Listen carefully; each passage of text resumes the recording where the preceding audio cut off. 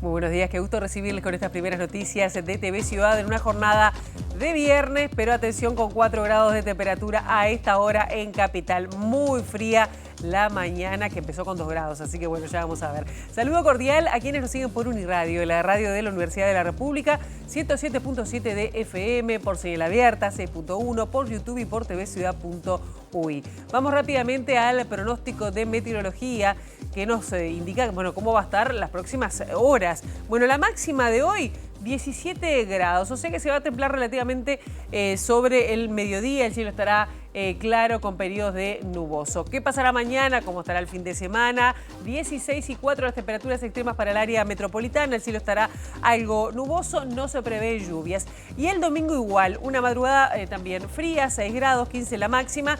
Así que bueno, tampoco se prevé lluvias y el cielo estará algo nuboso con periodos de cubierto. Les comentamos algunos temas que vamos a estar desarrollando hasta las 9 de la mañana. Dentro de ellos, el presidente de la República se expresó sobre el conflicto en Medio Oriente. Dijo que es inaceptable lo que está ocurriendo en la Franja de Gaza. Cuestionó además la actitud de la máxima autoridad de Israel y anunció el envío de ayuda humanitaria desde Uruguay de leche en polvo y arroz. Dijo que no son declaraciones, son hechos en este caso. También vamos a estar hablando de la iniciativa que impulsó y anunció el Ministerio de Economía respecto a la situación de los comercios fronterizos. Ustedes saben que Brasil además está bastante más barato que Uruguay. Bueno, el Ministerio presentó en Artigas un paquete de medidas que contempla la situación comercial y económica de los comercios de frontera, donde existen diferencias de precios de hasta 80%, según indicó el ministro Gabriel Odone. Por su parte, el ministro de Educación y Cultura, José Carlos Maía, dijo que hubo mucha hipocresía en el debate por el cierre temporal al público de la Biblioteca Nacional, porque como el 99% de la gente que opinó no concurre hace por lo menos 30 o 40 años a esta institución. La mesa representativa del PIT-CNT, surgida del 15º Congreso Anual, sesionó por primera vez y definió la integración del secretariado ejecutivo conformado por 17 integrantes. No son buenas noticias para la selección uruguaya de fútbol, que ayer cayó derrotada ante Paraguay en el Estadio de Asunción del Chaco, Defensores del Chaco de Asunción, por la fecha 15 de las eliminatorias rumbo a la Copa del Mundo 2026. Se dio además un lugar, es decir, cayó un lugar en la tabla de clasificación. Sobre las 8:30 de la mañana vamos a estar hablando de la Universidad de la República. Ustedes saben que el próximo 18 de junio, en unos días más, se va a reunir la Asamblea General del Claustro para definir quién va a ser el próximo rector universitario tras la renuncia de Rodrigo Garín, que está en la OPP, y bueno, está en interino Álvaro Mombrú. Bueno, el 18 se va a votar nuevo rector y vamos a estar recibiendo a Héctor Cancela, quien es uno de los 4 postulantes para ese cargo. Ahora es momento de abrir la ventana hacia las calles de Montevideo para, con datos del Centro de Gestión de Movilidad, ver por dónde circular, por dónde no. @IMTránsito, @MDTransporte para seguir en tiempo real cualquier cambio en la circulación. Les adelantamos algunos cortes que están programados. Juan Ramón Gómez entre Ramón y Cajal y Garibaldi. El corte será hasta las 6 de la tarde por trabajos de hormigonado. La Habana entre Labarden y Martín Aguirre, el corte será hasta las 3:30 por bacheo, corte que se va a extender hasta el 23 de junio. Y Nicaragua entre Batoví y Fernández Crespo se va a cortar de tarde, desde las 3:30 de la tarde hasta las 5 por repavimentación. Tímido el sol en las calles de Montevideo, se está viendo según las cámaras del Centro de Gestión de Movilidad.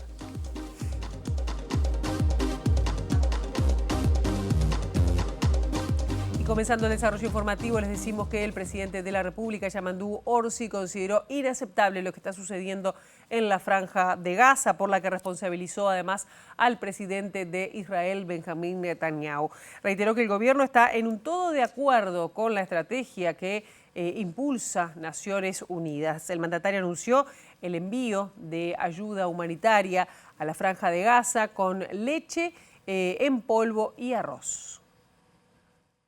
Yo comparto la estrategia que estamos llevando a nivel de ONU, que también es muy dura, pero nosotros tenemos muchos cuidados porque si hay algo que precisa la población de Gaza no son anuncios. De anuncios podemos llenarnos. Voy a hacer algo bastante más concreto. ¿De qué forma puedo apoyar a esa población? Ahí tenemos algunas alternativas, tenemos leche en polvo, tenemos arroz. Estamos viendo la forma de llegar de manera correcta y que llegue a destino el apoyo de verdad. Si tuviéramos que hacer declaraciones, podemos llenarnos. La declaración del Frente Amplio, el secretario ejecutivo del Frente Amplio llamando a movilizar. La declaración de una fuerza política. El gobierno es otra cosa. Yo ya dije cuál es mi posición. Ya lo dije y lo vuelvo a reiterar. Es inaceptable lo que está pasando. Y dije, condeno la escalada que estaba llevando adelante el presidente o la autoridad máxima de Israel. Lo dije en su momento. No lo voy a seguir repitiendo porque, repito, lo que la gente ahí precisa no es declaración ni más declaración. A ver cuál es el que la dice más fuerte o que dice o que pone las palabras más sentidas. A mí me gusta un poco acompañar lo que normalmente plantea la ONU porque es un camino de paz. Hacia ahí vamos siempre. En el mismo sentido se expresó el secretario de Presidencia, Alejandro Sánchez, que dijo que es salvaje lo que está pasando en la Franja de Gaza y dijo que hace muy mal la embajada de Israel en nuestro país al atribuir un mensaje de odio al comunicado que emitió el secretariado del Frente Amplio. Yo creo que lo que está sucediendo es salvaje, lo que está sucediendo en el territorio palestino. Y creo que hay que condenarlo. Eso no quiere decir que nosotros no reivindiquemos nuestra posición histórica de que la solución a este conflicto es la paz y es la creación de dos estados que vivan en paz. Un estado palestino y un estado israelí. Yo defiendo esa posición, que es la existencia de que cada pueblo tenga un estado y que vivan en paz. Hay que trabajar mucho para eso. No alcanza con declaraciones.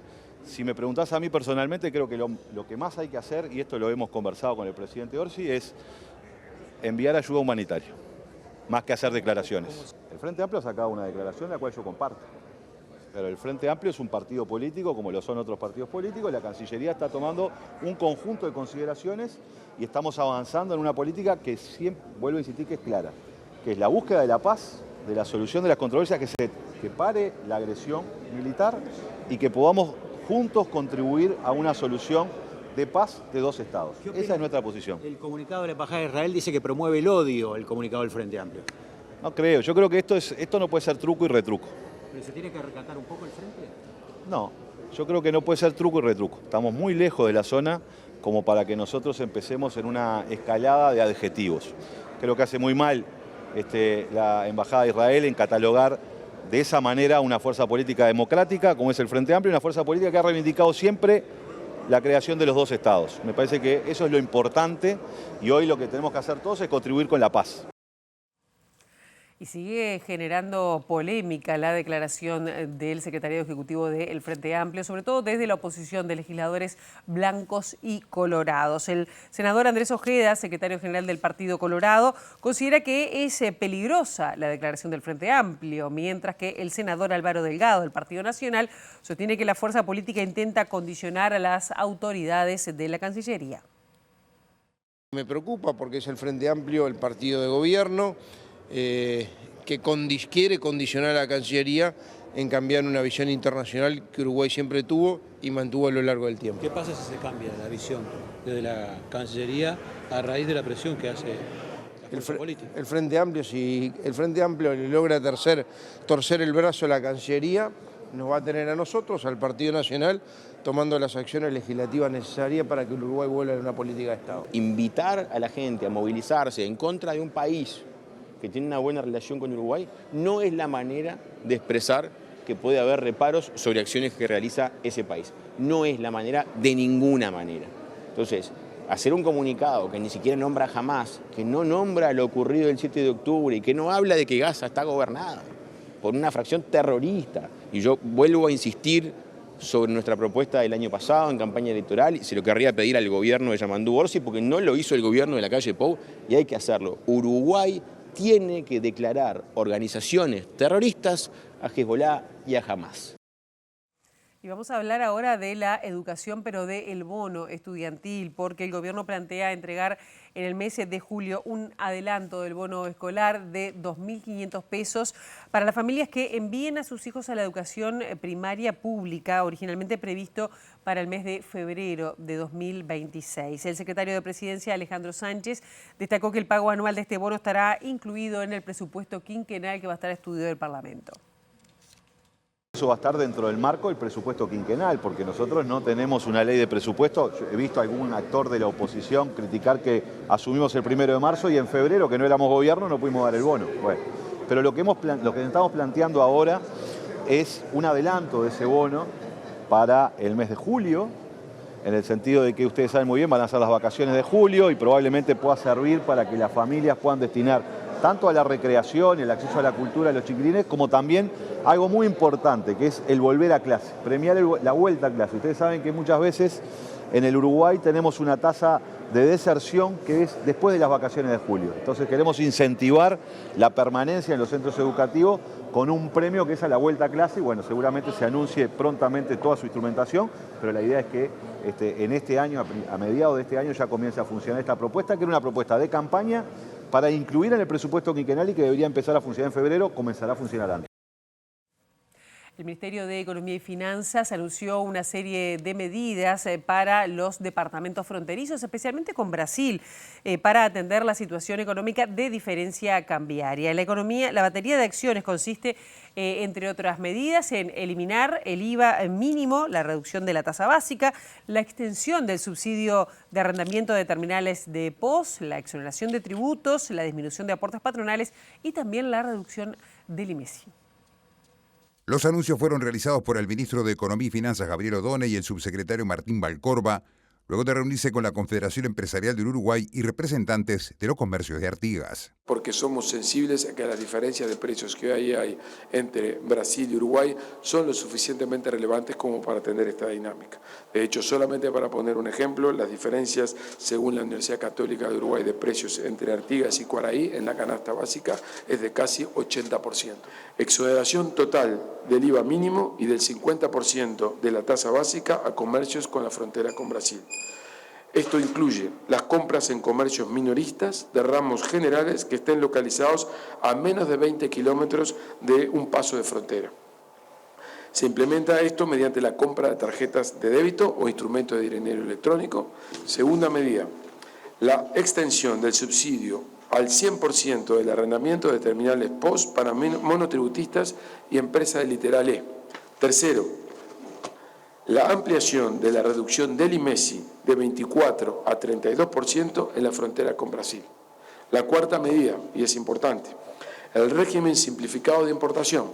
Aquí el Poder Ejecutivo está siendo sensible con un tema muy importante, largamente discutido a nivel parlamentario, legisladores de la oposición actualmente y que eran oficialistas en el periodo anterior. Ustedes saben que tuvieron iniciativas al respecto, nos referimos al senador Abreu, nos referimos al senador Bordaberry, también al general Manini Ríos. Bueno, algunas de estas medidas que estamos nosotros aquí, además de contemplar lo que son reflexiones del Frente Amplio largamente documentadas en su programa de gobierno, recogen algunos planteos que legisladores que hoy son de la oposición, que eran oficialistas hasta el periodo anterior, no pudieron instrumentar en el periodo anterior.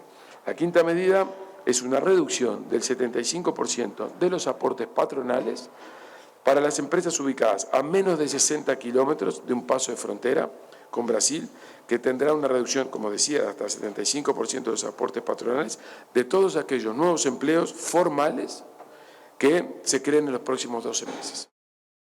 El presidente del Centro Comercial de Artigas, Andrés Félix, consideró de histórica la visita de las autoridades del Ministerio de Economía y también las de fundamentales, las medidas anunciadas para atender esa disparidad de precios que está existiendo en la frontera.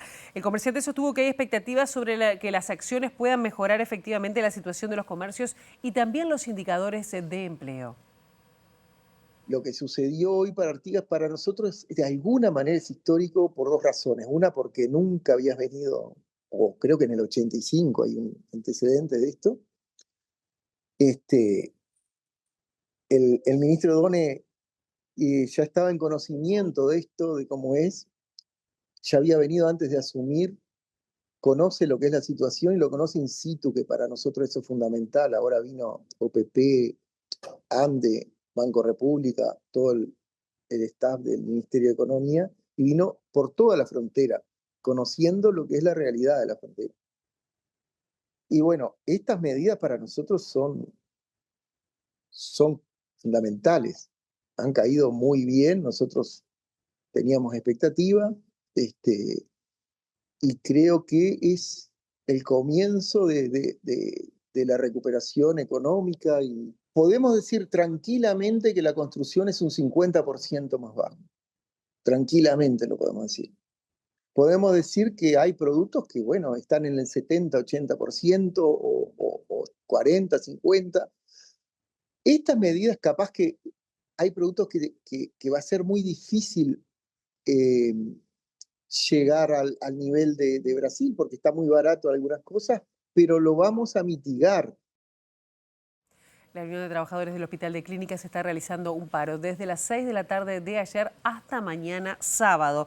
Es por 36 horas. La afectación será principalmente este viernes, que abarca 24 horas. La medida, que ya estaba prevista y fue tomada por mayoría en una asamblea de funcionarios que se desarrolló el 29 de mayo, es en reclamo de personal, desigualdad salarial y persecución sindical. Sin embargo, se suma la situación registrada este jueves, donde un usuario del hospital fue abatido durante una crisis psiquiátrica que desencadenó una situación de extrema violencia, por lo que se solidarizan con las personas que fueron además testigos del hecho. En un comunicado, la Unión de Trabajadores del Hospital de Clínicas expresa que el episodio interpela como colectivo sobre las condiciones laborales y la exposición a este tipo de hechos. Por último, refuerzan la urgencia de abrir espacios de diálogo y acción para garantizar la seguridad de quienes trabajan allí y los derechos de quienes se atienden en el sistema. Un grupo de 32 personas que vivían en un residencial paraje de Tranqueras en el departamento de Tacuarembó fue trasladado a la capital luego de un procedimiento policial que constatara malos tratos, privación de alimentos, golpes además por parte de los administradores y trabajadores de este centro residencial. El ministro de Desarrollo Social, Gonzalo Sibila, detalló que quienes padecían los malos tratos eran personas adultas mayores y jóvenes con patologías psiquiátricas. El propio departamento se alertó a las distintas instituciones sobre esta situación y el Ministerio de Desarrollo Social, que tiene un compromiso con los derechos humanos de todas las personas, está dando respuesta. Estamos trasladando personas a hogares en los que estén en condiciones dignas. Ustedes saben que dentro de los cometidos que tiene el Ministerio está la fiscalización de los establecimientos de larga estadía para personas mayores. Esto no es específicamente un establecimiento de personas mayores, son personas que tienen determinadas situaciones o patologías vinculadas a salud mental. Y bueno, allí el Ministerio de cualquier manera está actuando en estos traslados, que hay que hacerlos con cuidado, porque obviamente el movimiento de las personas en esta condición tan difícil, de tanta vulnerabilidad, tiene que ser muy cuidado, y ahí hay una red de instituciones trabajando, dentro de las cuales está nuestro ministerio. ¿Pero qué fue lo que se constató? Sin llegar a ser morboso ni nada, ¿pero qué se constató? ¿Cómo estaban viviendo? Bueno, hay un proceso judicial en curso, por lo tanto no me corresponde a mí dar detalles sobre el proceso, sí situaciones que obviamente no van en línea con el respeto a la dignidad y a los derechos de las personas, y allí donde eso se constata, el Ministerio de Desarrollo Social, junto con otras instituciones, tiene que actuar, y estamos actuando. Vamos a cambiar de tema porque la justicia citó a una audiencia en Maldonado a una de las personas indagadas por la violación grupal a Milagros Chamorro, ocurrida en 2010, y al fiscal actuante del caso. La joven Milagros se suicidó el año pasado luego de haber denunciado 2 años antes el hecho.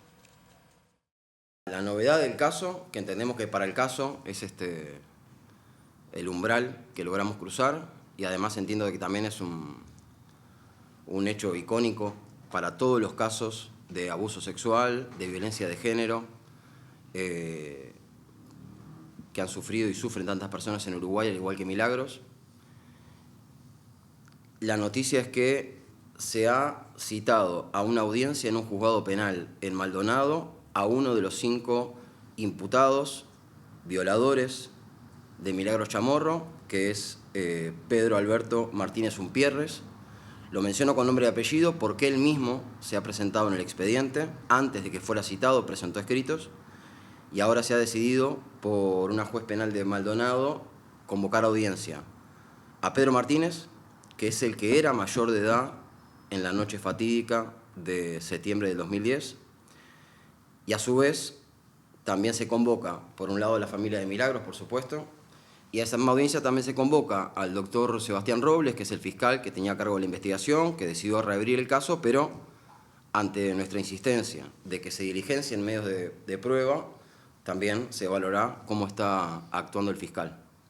Así que bueno, la novedad es esa. La audiencia iba a ser el próximo miércoles 11 de junio, pero el imputado pidió una prórroga. La justicia decidió que el ex senador Gustavo Penades permanezca en prisión hasta el 10 de octubre, plazo límite para que la fiscal Alicia Guione presente la acusación. Recordemos que Penades es imputado por decenas de delitos vinculados con abuso sexual y explotación de menores. La misma medida de permanecer en prisión se reiteró para el otro imputado en la causa, Sebastián Mauvecín.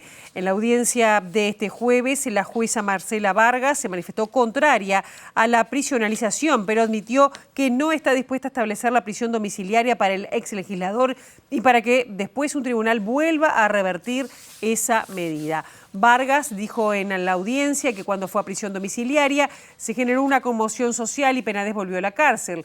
La verdad les digo, no estoy dispuesta a hacerlo. Sigo sosteniendo que el arresto domiciliario es en este momento una medida que puede llegar a servir como escudo, como se dice, a la par de lo que puede ser la prisión.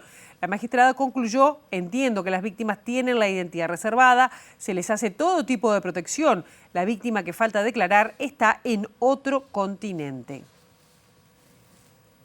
A pedido de la oposición se aplazó hasta la próxima semana, concretamente hasta el martes, la votación del proyecto de reforma de la Caja de Jubilaciones y Pensiones de Profesionales Universitarios. La senadora Graciela Bianchi del Partido Nacional y el senador Eduardo Brenta del Frente Amplio coinciden en señalar que el miércoles puede estar pronto el proyecto definitivo para votar en el plenario de la Cámara Alta. Recibimos un planteo de los senadores de la coalición a través de la senadora Bianchi, donde planteó la posibilidad de seguir trabajando en función de que efectivamente el Senado ha tenido pocos días para trabajar. Nosotros obviamente vamos a privilegiar la posibilidad de tener un acuerdo amplio en este aspecto, porque nos parece que es un tema de todos finalmente y que es importante alcanzar acuerdos más allá de la decisión del Frente Amplio, que ya tenía un proyecto articulado. El martes estaríamos votando en comisión y seguramente el miércoles, luego de la sesión ordinaria de la Cámara, entraríamos en una sesión donde ya comenzaríamos a votar el proyecto. La Cámara de Diputados tuvo más de un mes para tratar este tema. Aceptamos como senadores trabajar rápidamente, pero recibimos al equipo económico, a todas las delegaciones y prácticamente no tuvimos tiempo de estudiar. El segundo argumento es que no todo el Partido Colorado está de acuerdo en determinados artículos, que no voy a decir cuáles son, y lo mismo pasa con el Partido Nacional. Alejandro Ruibal, presidente de la Cámara de la Construcción y además de SACEM, director ejecutivo de la empresa SACEM, dijo que ni la suspensión de las obras del proyecto Neptuno ni los cambios en los acuerdos por el ferrocarril central afectan la imagen de nuestro país. Con respecto al futuro proyecto Neptuno, al futuro de este proyecto, aseguró que se están negociando con el gobierno. Está tratando de buscar una solución acordada para seguir adelante y resolver el tema del suministro del agua, que es lo que nos pidió el presidente Orsi. Estas situaciones como la que se ha presentado en Arasatí, la que se presentó con el ferrocarril central, ¿de alguna manera frenan la posibilidad de que el privado mire a Uruguay para invertir? No, esas son las cuestiones de la vida de los proyectos y de los proyectos grandes, innovadores, desafiantes. Y siempre hay gente que le gusta poner el palo en la rueda, ¿no? ¿Qué vamos a hacer? Es Uruguay también, ¿no? Más allá de los detalles, ¿hay conformidad con cómo se está dando el proceso de suspensión de Arasatí? La conformidad ya la dimos cuando estuvimos de acuerdo en darnos 90 días, así que estamos dentro de la regla de juego que nos marcamos. Vamos a otros temas, porque la ministra de Industria, Energía y Minería, Alejandra Cardona, estuvo presente en la Expo Uruguay Sostenible y dijo allí que se refirió a las transformaciones energéticas que se vienen promoviendo desde el gobierno. En este sentido señaló como pilares la movilidad eléctrica, el almacenamiento de energía y también la eficiencia energética. El hidrógeno verde es uno de los vectores que tenemos en el Ministerio y a mí me interesa mucho conversar de este tema, así que te agradezco en eso porque la gente sabe que Uruguay en el 2010 definió el rumbo de lo que fue la matriz eléctrica. Y nos es muy difícil a veces, y es una responsabilidad nuestra, trasladarle a la gente la real transformación energética. Y eso tiene que ver con descarbonizar. Entonces eso está bueno poder conversarlo con la ciudadanía. Necesitamos una real transformación energética y para eso necesitamos. Tenemos 3 ejes fundamentales que son movilidad eléctrica, que es parte de lo que se ve en la Expo en este momento, almacenamiento de energía, que es un tema que también se habla poco, pero que va a ser muy importante, ver cómo lo que tenemos como energía renovable generada, empezamos a poder guardarla para poder usarla en momentos del día, que capaz que no tenemos otra generación tan importante, y por supuesto volver a hablar de eficiencia energética, que es otro de los vectores importantes para el Ministerio, y es lo que intentamos plasmar en nuestro stand, pero también en conjunto con las empresas públicas, así que bueno, como les decía, y que además todo esto, y en esto que me preguntás de hidrógeno, es una industria. Por lo tanto, tenemos 2 grandes áreas del Ministerio que sin duda tienen que ver con esta Expo. La mesa representativa del PIT-CNT surgía tras el 15º Congreso de la Central Sindical. Sesionó ayer por primera vez y definió la integración del Secretariado Ejecutivo integrado por 17 miembros. Marcelo Abdala seguirá al frente del movimiento sindical como presidente, acompañado en la vicepresidencia por Javier Díaz, del Sindicato de la Construcción, Carolina Spilman de SUTEL y en la Secretaría General por José Lorenzo López de COFE, Alejandra Pereira de la Federación Uruguaya de Magisterio como Secretaria General Adjunta. En el marco de la dirección cotidiana, que es el secretariado del PIT-CNT, efectivamente tenemos, digamos, un trabajo en la Secretaría General, en la vicepresidencia y en la presidencia que quedó confirmado. La votación del secretariado fue unánime, más allá de que habían algunos trabajos previos, digamos, que marcaban alguna diferencia de opinión al respecto, pero finalmente se resolvió adecuadamente, ¿no? ¿Y quiénes son justamente? Secretario General, Presidente y Vicepresidente de PIT-CNT. Bueno, Secretario General, nuestro compañero Joselo, con Pereira de la FUM en la Secretaría Adjunta, Vicepresidencia Javier Díaz del Zunca, con Carolina de SUTEL, y en la presidencia quien habla, lo cual es naturalmente un honor para todas nosotros y para todos nosotros. El Congreso nos manda a ser un actor relevante de la construcción de una estrategia de desarrollo nacional como tema de largo aliento para resolver que la gente en nuestro país pueda vivir dignamente del trabajo, digamos. Pero en lo puntual nosotros ya estamos prestos para opinar sobre el presupuesto nacional. Estamos, digamos, ya prestos para conversar cuáles serán los criterios del Poder Ejecutivo en los consejos de salario, en una ronda de negociación colectiva que se va a abrir seguramente ya en este mes, porque los convenios vencen el 30 de junio. Y bueno, y tenemos a su vez desafíos que tienen que ver con la instalación del diálogo social en materia de seguridad social, bueno, nuestro objetivo de apuntar a una ley que establezca que hay un máximo de 40 horas semanales con pago de 48, es decir, si algo no le va a faltar a la militancia y a la conducción del PIT-CNT es trabajo para mejorar la vida de los trabajadores y el pueblo. La mesa representativa también decidió manifestarse en solidaridad con el pueblo palestino, argentino y los trabajadores reprimidos en Panamá. Y vamos a otros temas. No fue una noche feliz para la selección uruguaya que cayó 2-0 ante Paraguay por la fecha 15 de las eliminatorias. El partido arrancó con un trámite para los celestes que atacaban pero sin lograr trascender el juego. Así fue que en 2 escapadas los guaraníes lograron el 1-0 a los 12 minutos, después un desborde, un centro de Enciso al área para que Ugarte, en su afán de sacar la pelota, la dejó corta. Mele salió desesperada para tratar de sacarla con el puño, pero no pudo hacerlo y Matías Galarza la mandó guardar para el 1-0. Ya en el segundo tiempo y sin lograr tomar el control del partido, los cambios no resultaron, los celestes se desdibujaron. Hasta que a los 80 minutos, cuando Uruguay salía desde el fondo con Josema Jiménez, puso la pelota para Nández y este se dio al medio, se la dio al medio a Ronald Araujo, que la controló y la dejó larga. El paraguayo Julio Enciso se la robó y el 4 de los celestes lo bajó para que el juez cobrara un claro penal que el propio Enciso convirtiera poniendo el definitivo 2-0. Casi relatora. Y el que habló fue el entrenador celeste, Marcelo Bielsa, se hizo responsable del mal momento del equipo y se mostró convencido de que lo van a revertir. Una constante que es que no generamos peligro. El gran déficit del momento que venimos arrastrando desde hace bastante tiene que ver con que tenemos la pelota y no creamos situaciones de gol. Por un lado,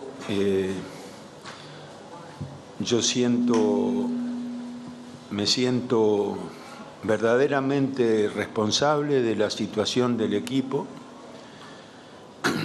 porque si el problema es, que para mí ese es el problema, la falta de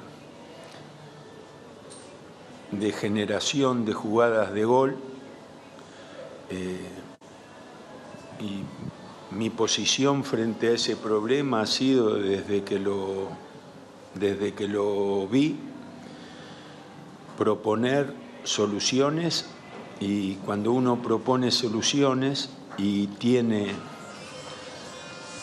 futbolistas que en sus clubes desequilibran, y cuando en la agrupación que yo hago de esos jugadores no logro el objetivo, no tengo ninguna otra opción que reconocer mi ineficacia en ese sentido, ¿no? En este segundo bloque de MBD Noticias estamos recibiendo con muchísimo gusto a Héctor Cancela, una de las 4 personas que está postulada, candidateada para ocupar el puesto de rector de la Universidad de la República. Un gusto recibirlo esta mañana. ¿Qué tal? Buen día, un gusto estar aquí, la verdad. El 18 es la primera ronda, ¿no?, de la Asamblea General de Claustro para, bueno, hacer esa primera votación, ¿no?, entre estos 4 candidatos. Pero contarles además que Héctor Cancela es docente de grado 5 de Facultad de Ingeniería. Han habido varios debates en estos últimos días. ¿Cuál es el proyecto, si tuviera que decir, bueno, central de qué es lo que sueña para la universidad, qué es lo que podría pensarse? Bueno, en 2 palabras, digamos, lo que está en nuestro programa es una universidad que sea cada vez más participativa y cada vez más comprometida con el país. Realmente nosotros lo que sentimos es que la universidad realmente es una institución importante en Uruguay, pero que tiene que reforzar su presencia, tiene que estar cada vez más atenta a las necesidades del país y, bueno, para poder dar respuesta tiene que abrir en su participación interna todavía más espacios. ¿Y abrir en la participación interna a dónde? ¿A más extensión? ¿De qué manera sería? Bueno, ahí hay varios aspectos.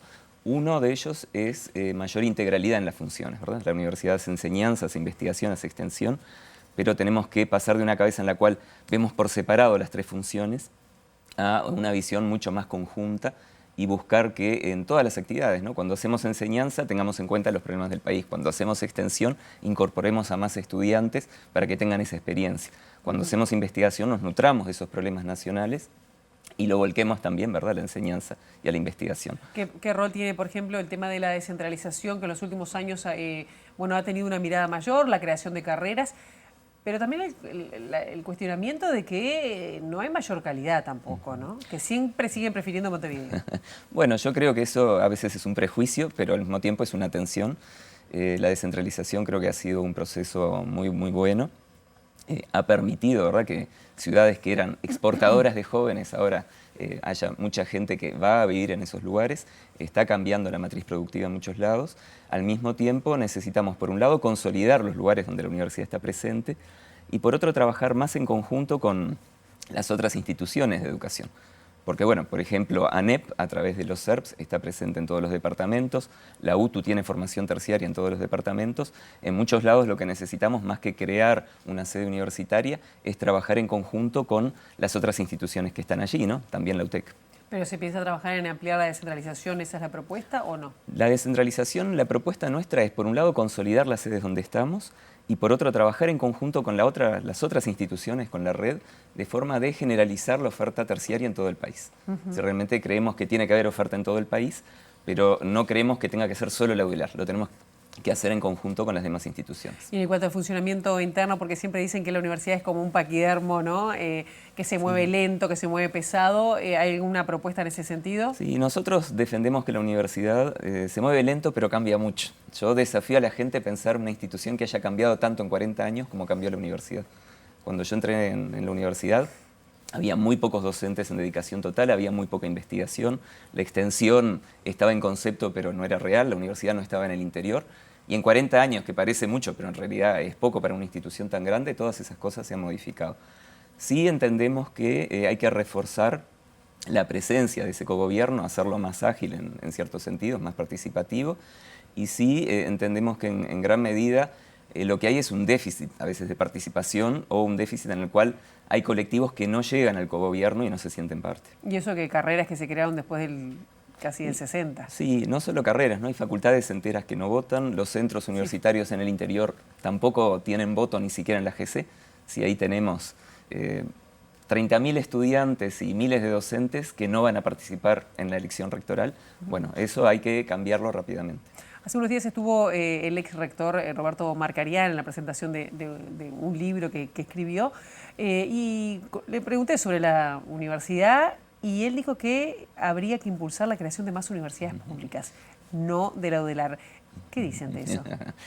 Digamos, esa es una decisión país. Nosotros lo que defendemos, por un lado, es trabajar con el conjunto de las universidades que existen.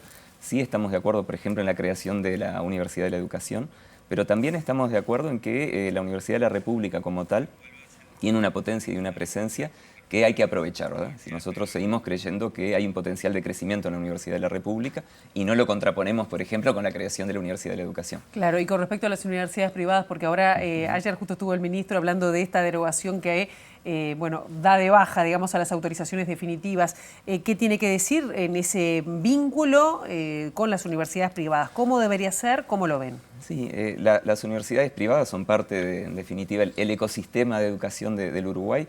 La universidad participa en ciertas comisiones, ¿verdad?, que están a nivel del Ministerio de Educación y que tienen como objetivo el asegurar la calidad del sistema educativo. Ese es un rol que la universidad va a mantener, digamos, que le compete, digo, no solo la UDELAR, también la UTEC participa. Y por otro lado, bueno, la UDELAR tiene algunos convenios en algunos temas específicos, ¿no? Yo pongo un ejemplo, el PDCIBA, el Programa de Desarrollo de Ciencias Básicas. ¿Sí? Por ejemplo, en el área de biología hay investigadores, por supuesto, de UDELAR, hay investigadores del Clemente Estable, hay investigadores del Pasteur, hay investigadores del ORT. Claro. En el área informática hay investigadores de la Católica, hay investigadores de la Universidad de Montevideo y están todos en un ámbito que es un convenio entre la UDELAR y el MEC. ¿Por qué? Porque ahí lo que importa es lo disciplinar, ¿verdad? Lo que se busca ahí es juntar toda la investigación en biología, toda la investigación en informática, más allá de en qué instituciones. ¿Preocupa la competencia con las universidades privadas? ¿Preocupa la fuga de cerebros, la fuga de buenos estudiantes? Yo creo que, no es un tema de competencia, ¿no? Hay un tema de sinergias. Nosotros a lo que apuntamos es a la excelencia. Creemos que la universidad es la universidad de referencia en el país, la UDELAR. Sabemos que nuestros estudiantes cuando salen al exterior, ¿verdad? La calidad es indiscutida. Y bueno, desde ese lado no hay una preocupación. Es un poco, vamos a ponerlo desde otro lado, ¿no? ¿Pero conspira, por ejemplo, la masividad que está teniendo la Universidad de la República para esto? ¿Para dar una mejor calidad de educación? La masividad es una tensión que tenemos, por supuesto. Sin duda que allí hay varias propuestas. Una pasa por más presupuesto. Es decir, ahí es un tema que no se va a resolver con ninguna de las otras universidades que existe, ¿verdad? Realmente la necesidad que el país tiene, ¿verdad?, que es de generalizar la educación pública, se resuelve a través de una inversión real y a través también de la sinergia entre las instituciones que ya hay. Se está discutiendo el presupuesto, ya tenemos que ir cerrando, pero digo, ¿van a pedir el 6+1? ¿Cómo es Sí. Ya cerraron ese pedido, pero ¿tienen la aspiración de lograrlo? La universidad tiene el compromiso con el 6+1, la universidad planteó en forma conjunta una propuesta de presupuesto que está bien fundada y por supuesto esperamos que el país y la sociedad lo comprendan lo apoyen y tenemos expectativa de lograr un incremento sustancial. Un comentario cortito y ya nos vamos. La inteligencia artificial, con lo que pasó con la Facultad de Psicología, ¿se tiene que repensar la universidad en el uso de los estudiantes? No, la universidad tiene que repensarse siempre. El uso de las tecnologías es un desafío nuevo. De nuevo, nuestro programa es uno de los elementos que ponemos como central, ¿verdad? Las tecnologías no hay que ignorarlas porque nos cambian nuestra vida, nos cambian la forma hasta en que pensamos o trabajamos. Y lo que sí es necesario es una reflexión práctica y ética a la vez de qué quieren decir, de cómo se usan, práctica de cuáles son los medios que ponemos en marcha y bueno, y ética también para poner sobre la mesa qué es aceptable y qué no. Y bueno, apuntamos sobre todo, ¿verdad?, a formar profesionales, personas éticas, comprometidas con el país, pero que también sean éticas en su accionar. Héctor Cancela, muchísimas gracias. Gracias a ti. Nosotros ahora nos vamos a exterior, estamos siendo convocados por nuestra compañera Abril Mederos. Abril, muy buenos días, bienvenida, ¿qué novedades? Gracias, Pilar. Buen día también. Sí, estamos en la sede de la Unidad Nacional de Seguridad Vial porque el organismo se reunió esta semana con las autoridades del Ministerio del Interior y de las intendencias de Montevideo, Canelones y Maldonado en torno a una problemática que se vive especialmente en estos 3 departamentos y que tiene que ver con el control vehicular de las motos a raíz de diversos incidentes, sobre todo orientados a la criminalidad. Este es el vehículo en el que más se cometen rapiñas, por mencionar uno de los delitos. Esto ha sido mencionado por las autoridades del Ministerio del Interior y bueno, se presentaron una batería de medidas a las intendencias. Para hablar más sobre este tema estamos con el presidente de la UNACEP, Marcelo Metediera. Gracias por estos minutos. Bueno, ¿de qué se tratan estas medidas que presentaron esta semana? Bueno, muchas gracias por estar. Efectivamente, venimos trabajando con el Ministerio del Interior, producto de que a nosotros nos preocupa todo, pero el foco lo tenemos en la seguridad vial, el problema de las picadas y los ruidos molestos fundamentalmente, y a su vez al Ministerio del Interior el tema, como bien tú decías, el tema de ilícito, ¿no? Rapiña, se comete el 45% de la rapiña en moto, el 25% de los homicidios, y hay un claro componente de no identificación del vehículo y la persona. Estamos hablando que también pasa en algunos autos, pero el no tener la matrícula, el no poder identificar a la persona y el vehículo, y eso nos genera un problema al momento del operativo en la vía pública. No es lo mismo llegar a un operativo de picadas con 300 vehículos sin identificar a que llegar y tener 15 o 20. El efecto que va a tener y el control sobre eso va a ser mayor, que es lo que nos reclama la gente. En función de eso, obviamente el tema de picadas y el tema de los ilícitos son a nivel país, pero hay una concentración en el área metropolitana y Maldonado. Por eso invitamos a esta reunión para acordar el trabajo a las intendencias de Montevideo, Canelones y Maldonado, como bien tú decías. Vinieron los 3 intendentes, o sea, los 2 intendentes y la intendente, y también el propio ministro del Interior. Por lo tanto, entendemos que eso es un respaldo y una preocupación por el trabajo y llevar adelante. Planteamos un borrador de trabajo que se acordó y que se va a presentar este 26 al Congreso de Intendentes, donde se dan una serie de medidas, y la primera medida es esta: difundir, que la gente sepa que se va a dar un periodo de tiempo para que se pueda regularizar la situación administrativa de los vehículos y las personas, que se van a seguir haciendo los operativos que se hacen, pero una vez finalizado ese plazo, si el Congreso de Intendente lo aprueba, la fiscalización va a ser mayor, ¿no? Los vehículos que no estén en condiciones de circular se van a retener. Y bueno, y en función de eso, lo primero es esto: difundirlo, que la gente sepa. Lo segundo, pedir al Congreso de Intendente una serie de medidas administrativas que le permitan a la gente hacer el trámite sin costo, que flexibilice de alguna manera, algo que el Congreso ya viene haciendo, pero está muy focalizado en los autos, también llevarlo a la moto, que es la persona que tiene un vehículo con un certificado y la presentación del vehículo declara la posesión del vehículo. Y eso es cuando yo tengo el vehículo, que no está mi nombre, que no sé quién es el titular, me permita ordenarme administrativamente dentro de las reglas jurídico-administrativas del departamento y del país. Y lo tercero, modificar los empadronamientos de las motos y obligar a lo que pasa hoy con los autos. Los empadronamientos de los autos se hacen desde las automotoras o los concesionarios con un formulario web que está activo en el SUSIBE. Se empadrona ahí, con ese documento se puede circular 30 días, pero ahí ya identificás a la persona responsable del vehículo.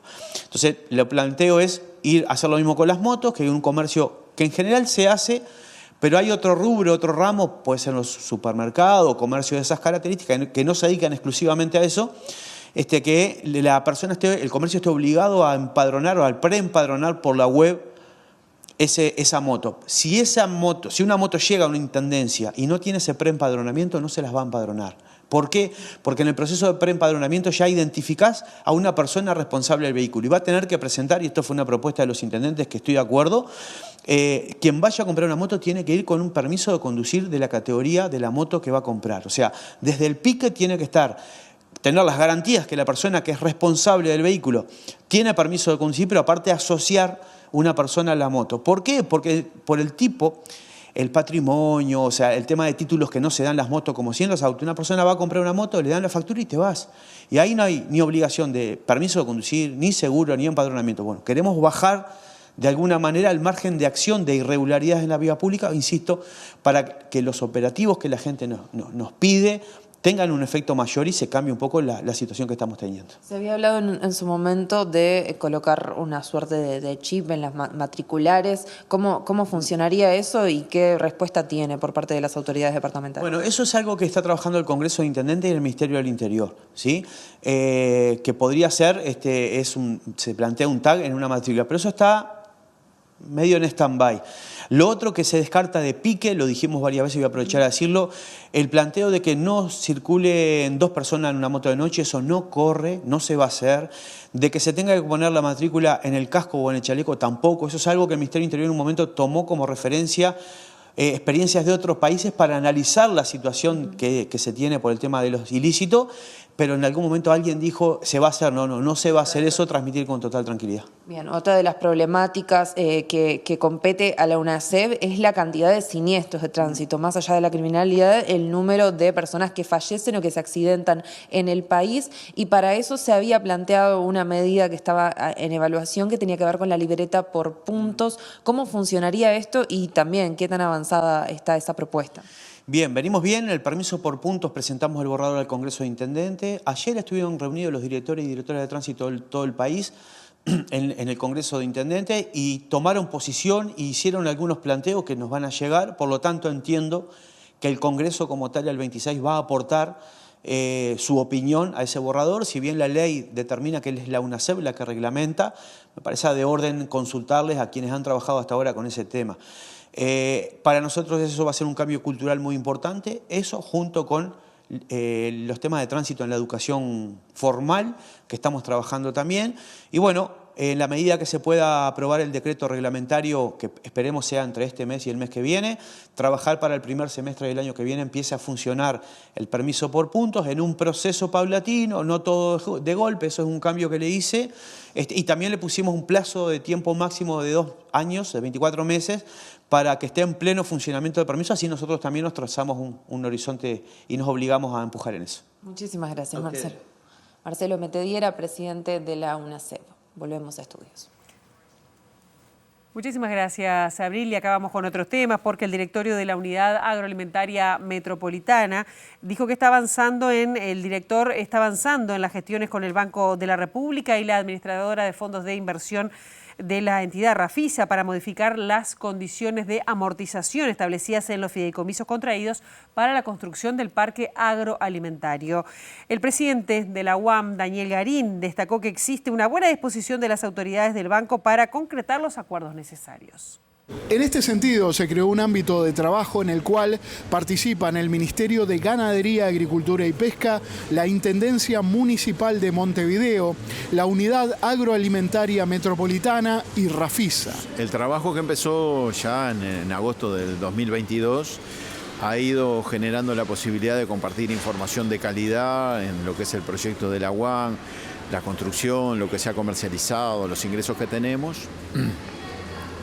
Y eso ha traído como consecuencia un conocimiento un poco más profundo de, en última instancia, de cuáles son nuestros ingresos y a esos ingresos queda claramente establecido que las obligaciones que se establecieron en el 2019 para la UAM son difíciles de abordar, pero nos hemos encontrado ante esa situación una buena receptividad de parte de las autoridades, especialmente las que se están instalando ahora, de poder rever la carga financiera de manera tal de que la UAM tenga un respiro en sus obligaciones de corto plazo y eso nos traiga tranquilidad al funcionamiento cotidiano en el parque agroalimentario.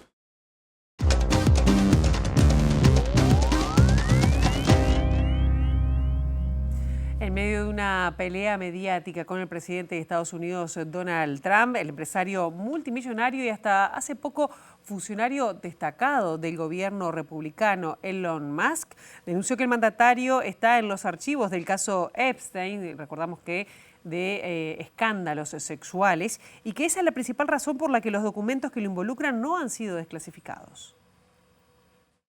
Es hora de soltar una bomba realmente grande. Donald Trump está en los archivos Epstein. Esa es la verdadera razón por la que no se han hecho públicos, escribió en su cuenta de X Elon Musk, luego de protagonizar una fuerte disputa con el mandatario, intercambiando declaraciones y publicaciones ofensivas en las redes sociales. Primero, en el despacho oval, Donald Trump afirmó que no volvería a tener una gran relación con el magnate tras su salida del gobierno la semana pasada y sus críticas al proyecto de ley de gasto del mandatario, afirmando que el fundador de Tesla y SpaceX conocía el funcionamiento interno del documento mejor que nadie y lo criticó solo después de saber que se recortaría el mandato sobre autos eléctricos.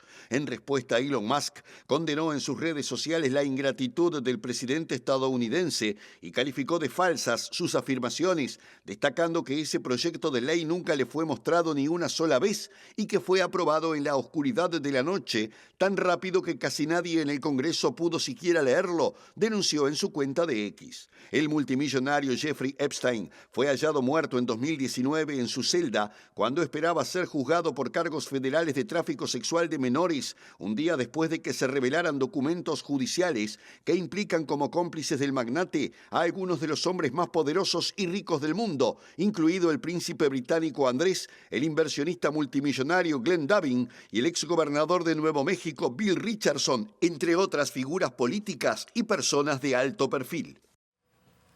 Hasta que llegamos con esta primera edición, ahora quedan en compañía de Ciudad Viva. La actualización informativa a las 13, a las 18:55, el domingo a las 7 y nosotros volvemos el lunes a las 8. Pasen ustedes muy bien.